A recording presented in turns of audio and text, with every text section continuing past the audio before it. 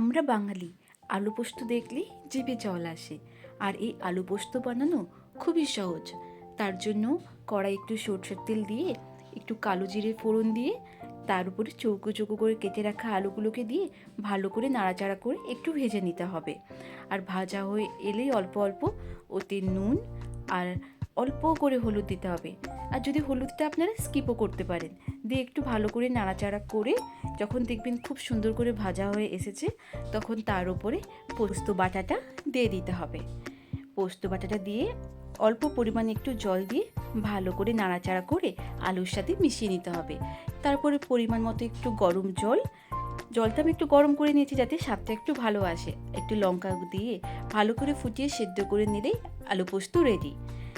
তারপরে ভাতের সাথে মেখে এই গরম গরম আলু পোস্তর স্বাদ উপভোগ করুন।